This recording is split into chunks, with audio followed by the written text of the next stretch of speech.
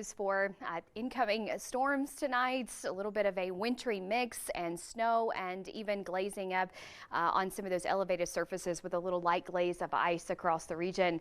Mainly just looking at some light shower activity here across the southern parts of the state. So we're going to really focus in on El Paso County right now, where we've got a lot of heavy snow taking place. A dividing line with that freezing line you can see right across parts of Highway 94 just north of Truckton, and you'll notice a lot of lightning showing up there, so you're probably hearing that in Rama, Simla, areas east of Peyton, probably getting a decent inch an hour on some of those grassy surfaces, and the ground is cooling into the low 40s for some of those locations. Over towards northern El Paso County, we're getting some light snow showers and more of a mix between rain and snow and even a little bit of graupel there in the central and northern part of the county, and all rain and a few showers and thunderstorms there in southern El Paso County. A lot of people are asking, well, okay, that's great, but when is this going to end? Let's talk about that. We have a blocking pattern that's going on in the upper levels of the atmosphere, which basically means low pressure centers aren't moving. The river of weather is just not really moving along. It's kind of like a big traffic jam, if you will. Low pressure center out towards the Gulf of Alaska, high pressure over Juneau, Alaska, and western Canada, and then we're right here with that low pressure center in the western 2/3 of the country, and another little blocking pattern here across the U.S. So that's kind of stalling these systems and allowing for several consecutive days of unsettled weather. Finally, we're going to pick up some forward momentum with that low pressure center overnight tonight. See, that's going to be parked just east of Colorado on Friday.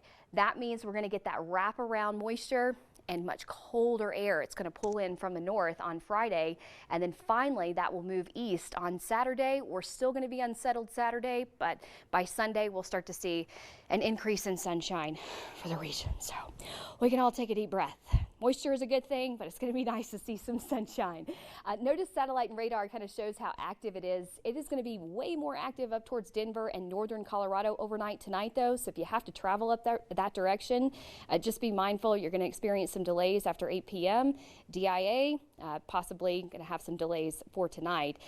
Some heavier snow is going to be felt across northern parts of the Palmer Divide later this evening. As we take you through time, you'll notice most of the bulk moisture and energy stays up towards northern El Paso County.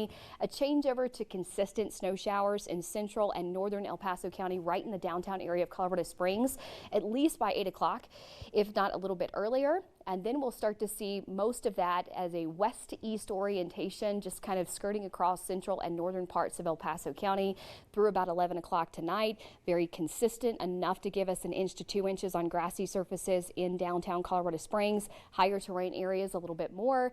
Then we have a brief break overnight tonight. Still have a few showers traversing across parts of the mountains and southwestern sections of Pueblo County and the wet mountains for another little round of light accumulations.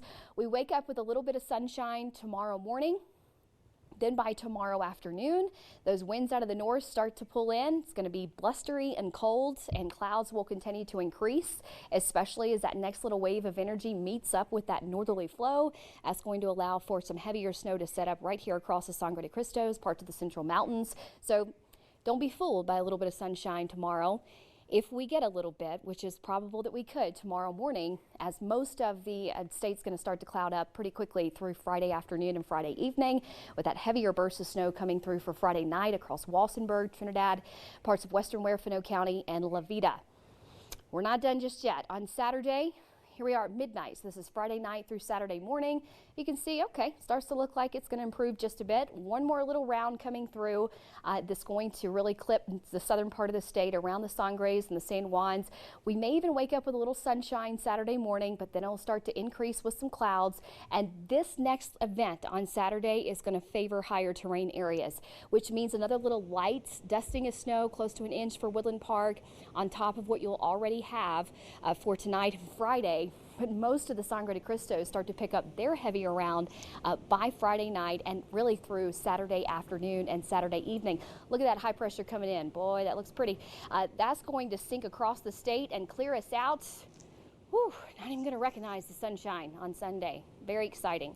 So the heavy snow stays up towards northern Colorado tonight. We get anywhere between a 4 to 7 inch range for the Sangre de Cristos today through Saturday. So these are totals through Saturday. A closer look here at El Paso County, general 2 to 4. Some of this is going to melt, so it's going to come in 2 waves, but this is kind of a storm total. Pikes Peak close to about 6, more so rain in southern El Paso County and rain across parts of Pueblo and the eastern plains. So good news for the crops across the eastern plains, picking up with anywhere between a 1/10 close to a 1/4 of an inch of rain. And then we finally see the sunshine on Sunday.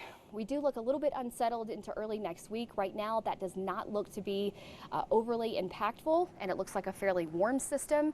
So primarily just getting rain showers into early next week with temperatures soaring into the 50s and 60s. That'll be some good news to have a little bit of rain without talking about icy conditions, which we still might have tonight for northern parts of the county. So be mindful of that and stay weather aware. Do like the moisture. Get tired of this cloud and cold, though, Mary Matthews. All right, this will help you out. New record highs for Wall Street today as reports show the U.S. economy is recovering from